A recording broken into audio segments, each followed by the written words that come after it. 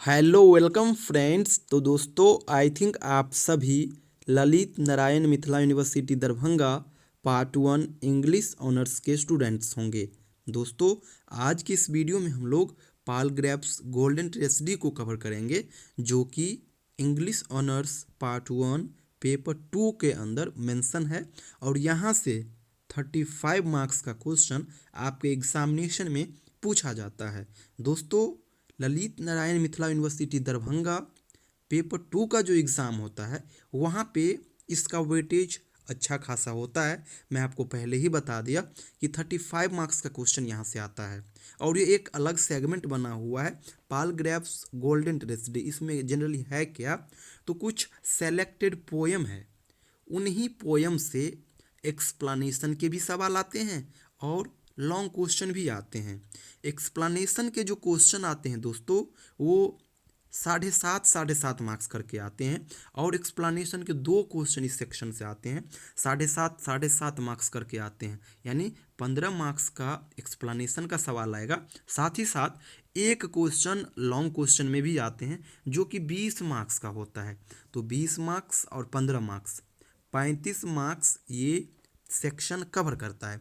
तो इसमें तो जनरली पोएम अच्छे खासे मात्रा में है, लेकिन हमें हर पोएम को बिल्कुल नहीं पढ़ना है।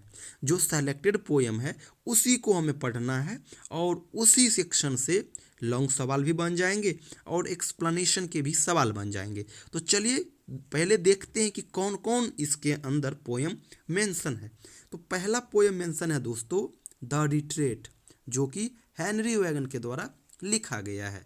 अगला मेरा जो पोएम इसके अंदर मेंशन है वो है थॉट्स इन अ गार्डन, जो कि एंड्रयू मार्वेल के द्वारा लिखा गया है।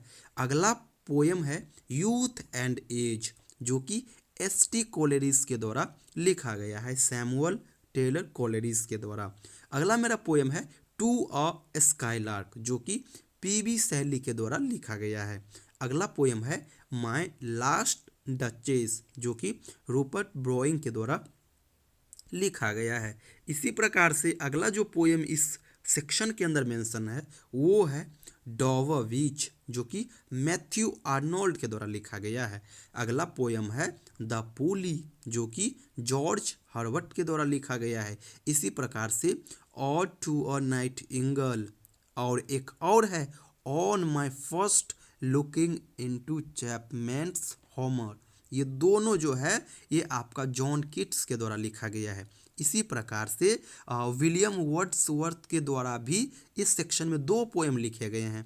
एक है टू द स्काईलार्क एंड एक है the world is too much with us. इसी प्रकार से विलियम शेक्सपियर का भी 2 पोएम मेंशन है। पहला है सोनेट नंबर 29, जिसे रिमेम्बरेंस कहते हैं, और अगला है सोनेट 73। इसी प्रकार से जॉन डॉन का भी एक पोएम आपको पढ़ना होगा और इसे कहते हैं स्वेटेस्ट लव। इसी प्रकार से आपको जॉन ड्राइडन का भी एक पोएम इस सेक्शन में पढ़ना होगा और वो है सॉन्ग फॉर संत सेसिलास डेज 1687, जो कि जॉन ड्राइडन के द्वारा लिखा गया है। एंड मेरा लास्ट जो पोएम आ जाता है उनमें ये 3 पोएम और आ जाते हैं, जैसे कि द सॉलिट्यूड ऑफ अलेक्जेंडर सेल्जकिक, जो कि विलियम कॉपर के द्वारा लिखा गया है।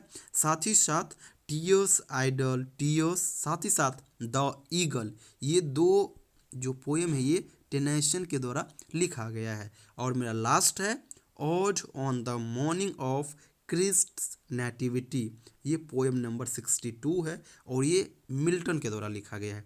तो आपने देखा ये जितने पोएम देख रहे हो ये सारा पोएम पाल ग्रैप्स गोल्डन ट्रेजेडी के अंदर मेंशन है और आपको इन सभी को पढ़ना होता है और इन्हीं सभी में से एक लॉन्ग क्वेश्चन आएगा जो कि आपका होगा 20 मार्क्स का, और इन्हीं में से 2 एक्सप्लेनेशन के सवाल बनेंगे जो कि 7.5 मार्क्स करके होंगे, यानी 15 मार्क्स का 2 एक्सप्लेनेशन के सवाल होंगे और 20 मार्क्स का एक लॉन्ग क्वेश्चन होगा, यानी 35 मार्क्स ये सेक्शन कवर करेगा।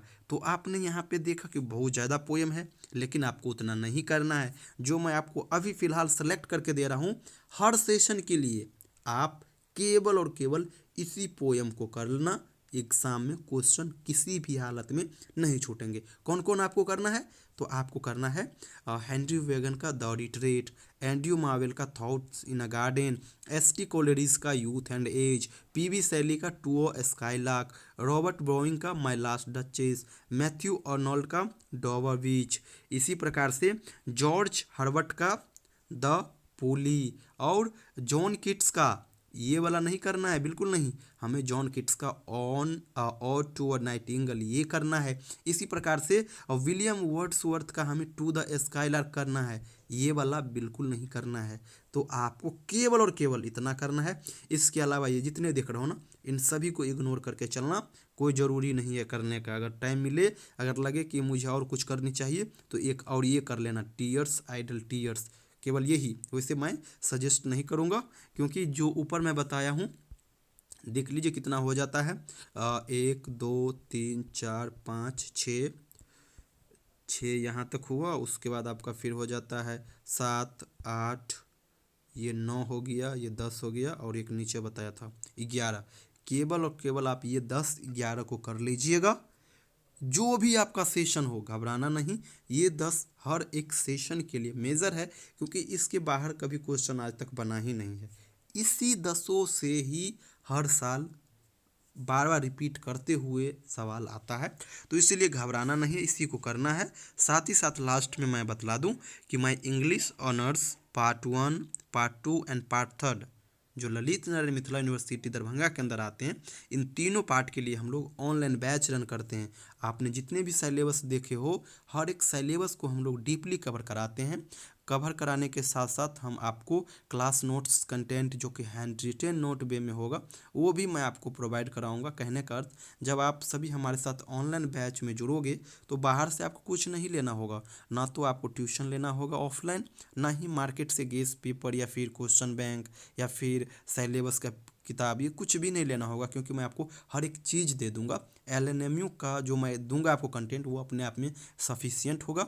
और अगर आप संपूर्ण इंग्लिश से जुड़े हुए हैं, तो आपको पता होगा कि क्या मैं प्रोवाइड करता हूं और क्या नहीं। और अगर पहली बार जुड़ रहे हैं, तो एक दो सीनियर से ज़रूर पूछ लेना, जो इंग्लिश ऑनर्स का स्टूडेंट्स रहे, ज़रूर वो हमारे साथ जुड़े होंगे।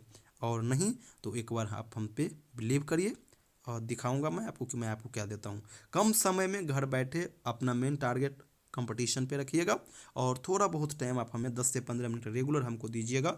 जो जो कहूँ, जैसे जैसे कहूँ, बस आप करते चलना, सही से पढ़ते चलना, हैंड राइटिंग पे काम करते चलना, कुछ भी नहीं छूटेगा, बहुत अच्छा खासा नंबर आ जाएगा। तो ये मेरा व्हाट्सअप नंबर है, अगर आपको ऑनलाइन क्लास करना हो, तो इस पर आप मुझे व्हाट्सअप या फिर इवनिंग को कॉल करना। थैंक यू सो मच दोस्तों।